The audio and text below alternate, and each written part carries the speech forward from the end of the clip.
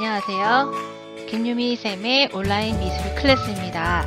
오늘은 저번 시간에 그리스, 로마, 중세 미술에 이어서 르네상스 미술에 대해서 배워볼까 합니다. 오늘 수업의 학습 목표는 르네상스 미술에 대해 이해하고 작품을 감상할 수 있답니다.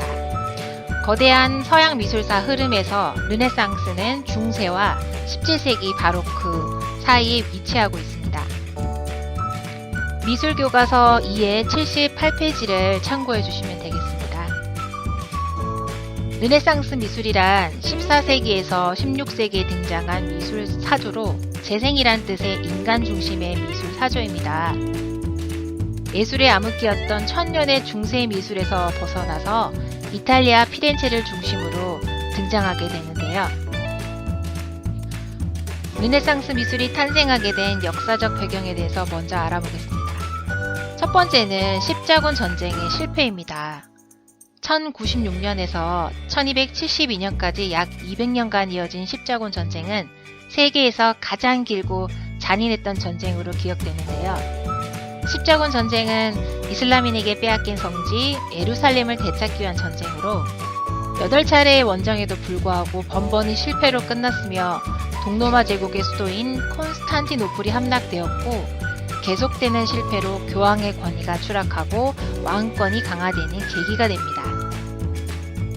르네상스 미술이 탄생하게 된 역사적 배경 두 번째는 바로 콘스탄티노플의 함락입니다.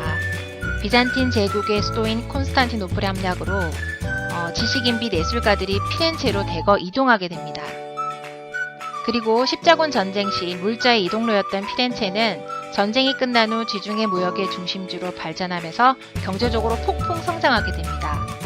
이때 신흥 부흥 세력으로 성장한 부유한 상인들이 자신들의 부와 명예를 과시하기 위해서 피렌체로 대거 이동한 지식인 및 예술가들을 후원해 줌으로써 이탈리아 르네상스는 피렌체에서 그 꽃을 피우게 됩니다.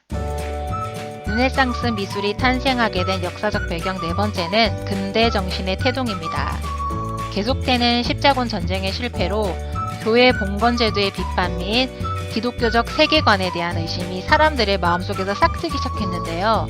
하나님만 믿으면 다 잘되고 행복해질 줄 알았는데 그게 아니었던 거죠. 그리고 때마침 그때 로마에서 고대 그리스 유적지가 발굴이 됩니다. 그리스 로마 문화가 이렇게 훌륭했어? 이렇게 옛날 우리 고대 그리스 로마 문화를 재인식하게 됩니다.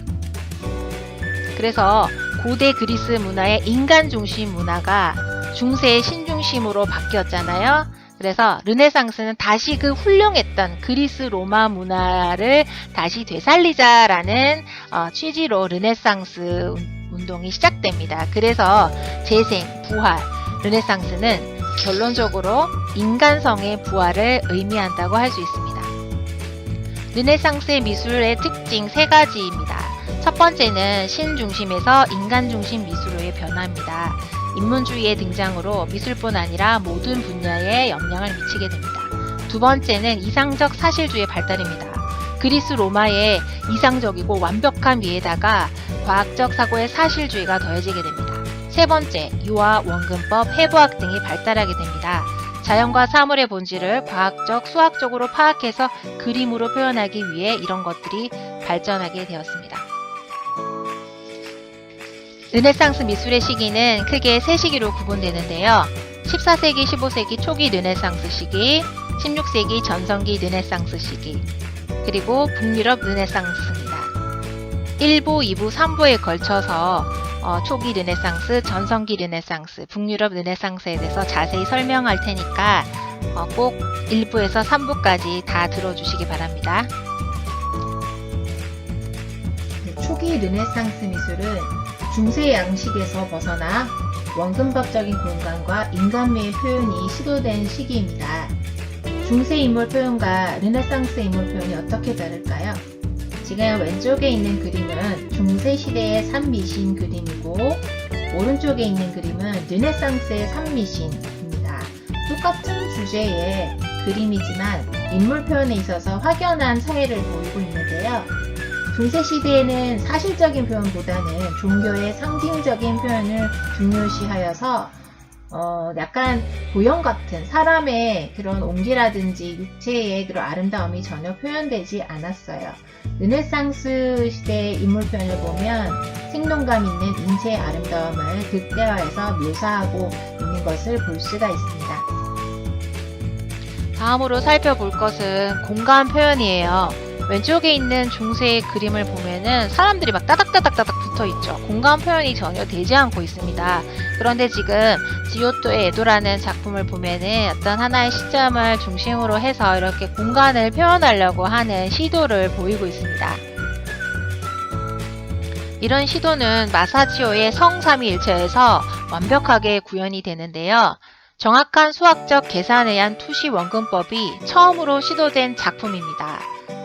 이 작품을 통해서 미술사에서는 원근법이라는 위대한 발견이 이루어지게 됩니다. 다음으로 살펴볼 것은 소재인데요.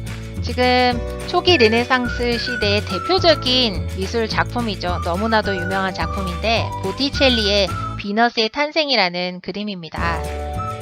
지금 이 그림에서 살펴보면 그리스 시대의 콘트라포스트 자세, 그리스 신화의 내용 등 그리스 미술의 양식을 그대로 재현하면서 르네상스 미술의 성격을 그대로 드러내고 있습니다.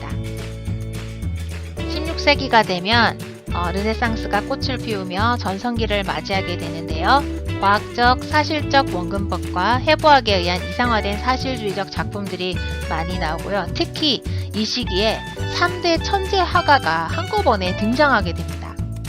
르네상스 3대 거장, 너무나도 유명한 이 화가들의 이름 다 아시겠죠? 라파엘로, 레오나르도 다빈치, 미켈란젤로입니다. 전성기 르네상스 3대 거장 중에 한 사람인 라파엘로입니다. 다빈치, 미켈란젤로는 잘 아는데 라파엘로는 모르시는 분들이 많더라고요. 라파엘로는 사실 젊은 나이에 죽었어요. 만약 라파엘로가 다빈치나 미켈란젤로처럼 오래 살았다면 훨씬 더 많은 명작들을 만들어냈을 텐데 안타깝게도 젊은 나이에 요절하고 맙니다. 그래서 기록도 조금 많이 없고요. 작품도 많이 없지만 명작을 많이 남긴 재능 있는 천재적인 화가였다고 합니다.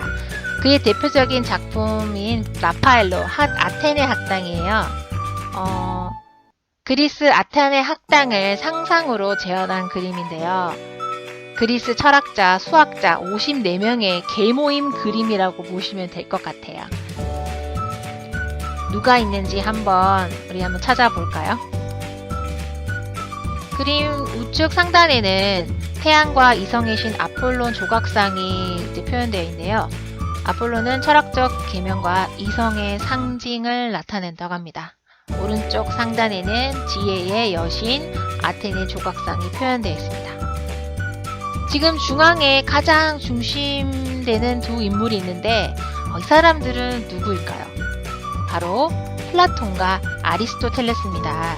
플라톤과 아리스토텔레스는 같은 시대의 사람이 아니에요. 같이 존재할 수 없는 사이인데 이것이 아테네 학당이 상상력의 산물이라는 것을 나타내는 것입니다. 이상을 중요시하는 플라톤은 손가락을 위로 가르치고 있고요. 현실을 중요시하게 생각하는 아리스토텔레스는 손을 아래로 가르치고 있네요.